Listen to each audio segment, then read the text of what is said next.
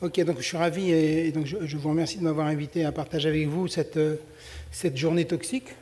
Et j'espère qu'on va sortir tous finalement ravis donc, de savoir qu'aujourd'hui on s'inquiète tous de la iatrogénie et que, in fine, est-ce que ces malades qui sont fragiles puisqu'ils sont atteints de cancer eh bien, peuvent être encore plus vulnérables parce qu'ils ont d'autres comorbidités, parce que souvent, plus le malade est compliqué et plus la gestion est délicate.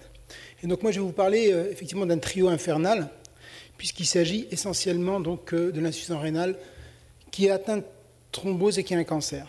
Donc je vais rappeler en fait le fait très rapidement, brièvement, que le cancer est un état d'hypercoagulabilité acquise et par définition incendiaire, et que eh bien, l'insuffisance rénale va majorer cette susceptibilité à faire des thromboses, hein, on parle de thrombophilie. Et enfin, pourquoi, vous l'avez vu avec Guy, que les héparines de bas poids sont le fer de lance, c'est le bouclier pour essayer de pallier ce risque thrombotique chez le malade atteint de cancer. Et enfin, on va voir que là encore, il y a de l'hétérogénéité et que le choix du praticien doit être un choix qui soit un choix avisé et adapté. Alors, ce qu'on sait, dans l'infiniment petit, puisque je suis un homme donc, de la biologie, on sait qu'une tumeur, une cellule tumorale, eh bien, n'agit jamais seule. C'est une véritable mafia et elle va influencer le compartiment vasculaire et les autres cellules de manière à contribuer à engendrer une hypercoagulabilité, car cette hypercoagulabilité va faciliter le développement tumoral. Et donc on a une dualité qui est une dualité complexe, bien entendu, mais qui a une finalité qui est la progression tumorale. Et donc le souci, c'est que le patient est d'autant plus fragile et que si on souhaite bloquer cette hypercoagulabilité, ça va être particulièrement délicat. Donc, quand on pense cancer, on pense risqué.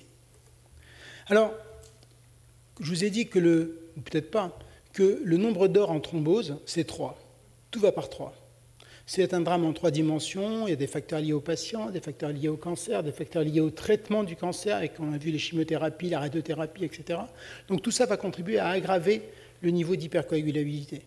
Eh bien, une autre triade qui est difficile à gérer, c'est cette association thrombose, cancer et insuffisance rénale. Car toutes les 3 vont influencer le pronostic du malade du mauvais côté, car le pronostic sera péjoratif, sera engagé. Donc, finalement, quelle que soit la perte que vous allez prendre dans cette triade, eh bien, ça va faire mal au malade. Et donc, le problème, encore une fois, c'est d'arriver à bloquer cela. Donc, quand on pense triade, on pense au japonais et ça fait mal. On rit pas jaune. Alors, si on s'intéresse aux patients qui ont donc un cancer, et donc vous voyez ici dans un registre espagnol, qui est géré par les Espagnols, mais qui est un registre international, vous voyez que quand on voit les patients qui ont une fonction rénale altérée au cours du cancer, eh bien c'est pratiquement 40%, 45% de la population. Donc le rein est mal en point chez les malades atteints de cancer.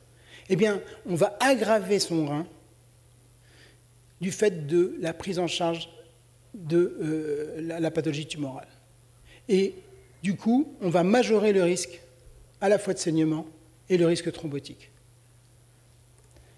Pourquoi le malade qui a une insuffisance rénale est plus à risque donc, de saigner? Parce qu'il a une thrombopathie. Or, on sait que les plaquettes, c'est le SAMU vasculaire, ce sont les premières à venir sur les lieux de l'accident en cas de brèche endothéliale. Eh bien, vous voyez que lorsque le malade n'est pas anémique, eh bien, les plaquettes elles rasent les murs, hein, mais elles sont vraiment en périphérie, et donc en cas de brèche, elles seront très vite compétentes, alors que lorsque le malade est anémique, eh bien, le flux n'est plus du tout axial, et on a du coup une capacité hémostatique qui se retrouve nettement, mécaniquement, qui se retrouve nettement performante.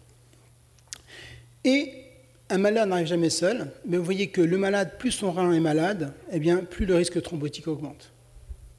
Parce que, eh bien, un rein malade, une filtration qui est donc perturbée, va aggraver une pollution intravasculaire avec des toxines urémiques, un stress oxydatif qui va à la fois consommer cette capacité hémostatique et à la fois créer des lésions endothéliales et être lui-même à l'origine d'une hypercoagulabilité pariétale et puis ensuite systémique.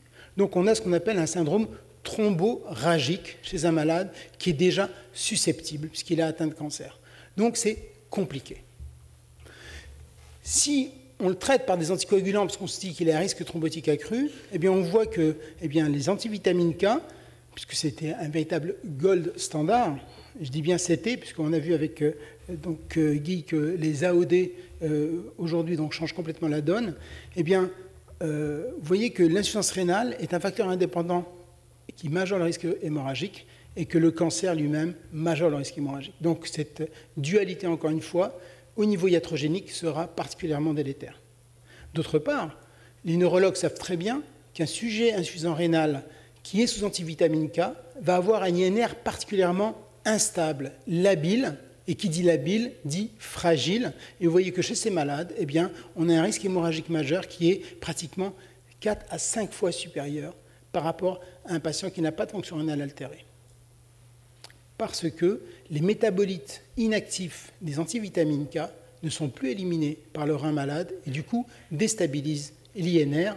Et l'INR, c'est un index thérapeutique qui se trouve particulièrement en yo-yo. Et du coup, le malade souffre parce qu'il est très souvent au-delà des limites de la fourchette thérapeutique souhaitée. Alors, les héparines, bien sûr, sont aujourd'hui, encore une fois, le premier choix qui s'offre aux thérapeutes pour à la fois prévenir ou traiter un événement thrombotique au cours du cancer. Mais qu'est-ce que l'héparine? Les héparines, ce sont des sucres plus ou moins longs. Et vous voyez que globalement, quand c'est long et que ça porte une séquence particulière qui est donc la séquence pentasaccharidique, qui est seulement présente chez 30% des chaînes que vous allez prescrire aux patients, eh bien, ces chaînes ont une action anti-2A, antithrombine, qui est l'enzyme clé de la coagulation de ces spirales infernales. Et quand elles sont courtes, portant le pentasaccharide, elles seront aussi anti-DISA, qui est le géniteur de la thrombine. Mais en gros, ce qu'on retiendra, c'est que finalement, 70% de ces héparines de bas poids, de ces sucres, n'ont pas d'action anticoagulante. Donc il va peut-être falloir vous faire rembourser parce que vous n'avez que 30% d'actifs. En fait, on sait qu'aujourd'hui, ces chaînes ont d'autres actions biologiques, notamment anti-inflammatoires. Elles agissent donc sur les héparanases, qui sont donc des enzymes endothéliales, ou alors elles agissent effectivement sur même la fibrinolyse ou la dissémination métastatique ou l'interaction intercellulaire. Bref, elles ont d'autres effets connexes qui aujourd'hui intéressent de plus en plus les thérapeutes. C'est un autre domaine. Moi, ce que je voudrais que vous reteniez, c'est que quand on s'intéresse aux héparines de bas poids, eh bien, on s'intéresse à une famille très hétérogène.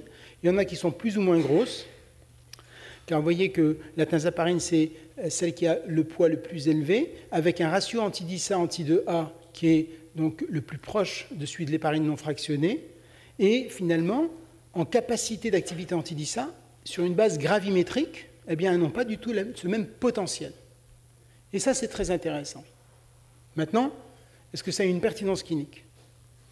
La question qu'on se pose, c'est si je suis devant un patient qui est insuffisant rénal, donc fragile, à haut risque thrombotique et hémorragique, qui a un cancer, donc qui est incendiaire, et qui a une thrombose, est-ce que j'utilise plutôt les antivitamines K ou plutôt les héparines de bas poids? En fait, ils sont déjà dans le coma. D'accord, donc c'est plutôt les héparines de bas poids moléculaires.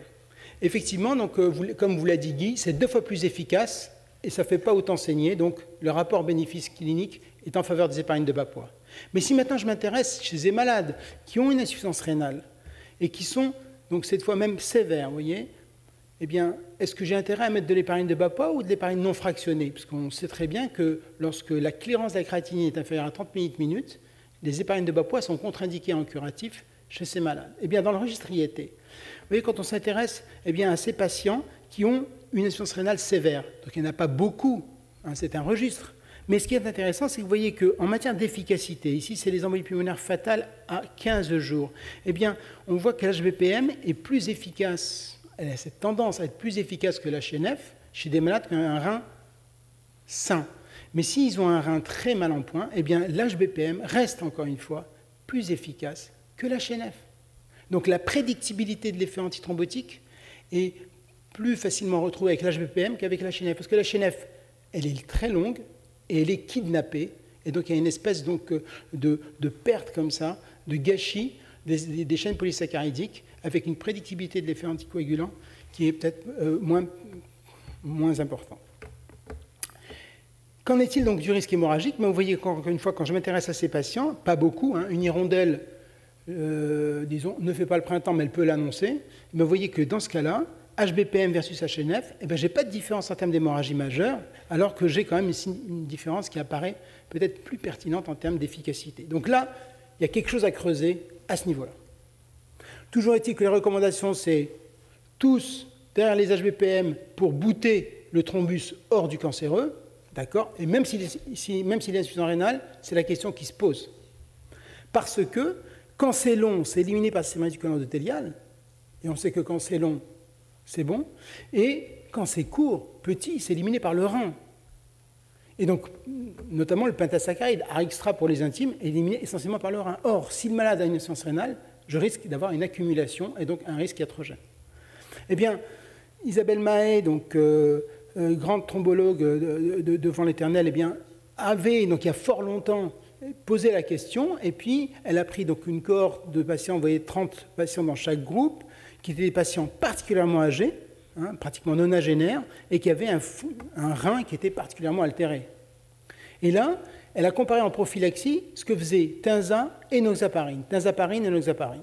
Mais vous voyez que seules les Noxaparines s'accumulent chez ces malades en 8 jours, et pas la Tinzaparine. Il n'y a pas d'accumulation.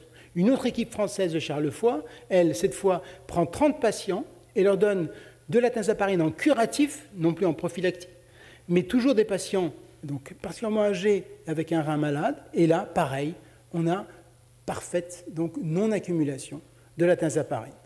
Du coup, ils enfoncent le clou, ils prennent 200 patients, ils les traitent pendant 1 mois et on voit une parfaite stabilité donc de cette hypocoagulabilité induite par la Tinzaparine en curatif chez ces malades, avec sur 200 patients seulement un accident majeur rapporté chez un malade qui est particulièrement fragile, puisqu'on sait que l'anticoagulant, ce n'est pas une perceuse, ça ne fait pas des trous partout, mais ça facilite un saignement en cas de lésion ou en cas de comorbidité chez des malades déjà fragilisés. Alors, qu'en est-il de l'énoxaparine en curatif? Un registre nord-américain, où là, les malades, vous voyez, donc ne sont pas si âgés, mais bon, quand même, 76 ans en moyenne d'âge, eh bien, avec un rein qui est modérément altéré, donc peu d'insuffisance rénale particulièrement sévère, traitement curatif, eh bien, on voit que très vite, chez ces malades qui sont insuffisants rénaux, qui reçoivent de l'énoxaparine en curatif, on a eh bien, 5 fois plus d'hémorragie majeure dans le groupe à rein altéré par rapport au groupe à rein normal. Pourquoi? Parce que, eh bien, vous voyez que les chaînes longues qui sont éliminées à l'élimination réticulaire endothéliale sont bien plus présentes dans la tinzaparine, 60%, par rapport à l'énoxaparine, seulement 20%. Et du coup, eh bien, le rein, comme disait Edith Piaf, le rein n'est pas rien. Donc, c'était un autre slogan très, très célèbre à l'époque, mais les gens ne comprenaient pas que ça avait une importance en termes de gestion du cancer associé à la thrombose par les héparines de bas poids. Eh bien, le rein est un élément clé dans cette gestion thérapeutique. Et cette fois, parce que si c'est long, eh bien, ça ne passe pas par le rein. Alors, on savait que ça faisait saigner, et l'énoxaparine, donc dans cette méta-analyse, montrait que par rapport au sujet qui avait une insuffisance rénale sévère, eh bien, ça fait saigner. Si j'ajuste cette fois la dose, en prenant le dosage de l'activité anti-DISA, en ajustant cette fois non pas au poids, mais à l'activité anti-DISA, donc par millilitre de plasma, vous voyez qu'on a une tendance à réduire ce phénomène hémorragique. Le souci, c'est que quand vous réduisez le feu sous une cocotte, le problème, c'est que, bon, effectivement, vous avez moins de chances que ça brûle, mais il va falloir attendre que ça cuise. C'est ça le problème. Est-ce que c'est efficace? Est-ce que ça reste toujours efficace en matière donc, de gestion du phénomène thrombotique? Car encore une fois, ce sont des antithrombotiques et pas des pro-hémorragiques, par définition, quand on prescrit des anticoagulants chez les malades qui sont atteints de cancer. Donc l'idée est là. Donc, vous voyez qu'on a beaucoup plus de questions qui sont aujourd'hui sur la table que de réponses clairement à apporter. Car tout le monde s'accorde à dire que les héparines de bas poids, oui, c'est le fer de lance de cette lutte infernale donc chez le malade. En revanche, chez le malade qui est insuffisant rénal, le malade qui a donc ses comorbidités, eh bien, le choix de l'héparine de bas poids se pose, et surtout, la dose. Et on a vu, la posologie, pardon, on a vu donc avec Guy qu'encore une fois, eh bien, chez le malade à risque thrombotique, eh bien, il faut augmenter les doses et que chez ce patient-là, eh bien, le bénéfice clinique est là. Et donc, il faut avoir le courage de le faire toujours avec une maîtrise du risque hémorragique qui est de toute façon supérieure par rapport à un malade qui n'a pas de cancer. Donc, pour faire simple, si on veut évaluer aujourd'hui l'activité... C'est bon ? Si on veut évaluer le niveau d'activité anti-DISA, aujourd'hui nous avons des abats qui sont basés sur le pic, mais pas du tout sur le phénomène d'accumulation qui est craint par le thérapeute chez son patient. Et donc l'idée, c'est d'avoir des valeurs résiduelles, et non pas aujourd'hui s'attacher à un signal qui n'est pas un signal utilisable en pratique clinique. Donc aujourd'hui, d'avis d'experts, on veut tous chez un malade qui a un cancer évolutif, qui a une thrombose, qu'on cherche à maîtriser, d'assurer des niveaux résiduels autour de 0,3, 0,4, mais ça demande encore une fois à être démontré et surtout consolidé. Donc tout, vous voyez encore une fois, aujourd'hui, on a une envie de répondre à ces questions en pratique clinique. Donc en gros, comme disait mon ami Jean-Claude, en matière de cancer et de thrombose, rester aware. Donc c'est voir juste pour prescrire juste et choisir juste. Le choix est encore une fois de la responsabilité du thérapeute, mais il faut qu'il ait encore tous les éléments pour faire le bon choix. Et donc sélectionner l'épargne de bas poids, ça reste une vérité, mais prenez du bas poids, mais avec de longues chaînes, encore une fois, puisque on sait que là, le plaisir sera pour le malade.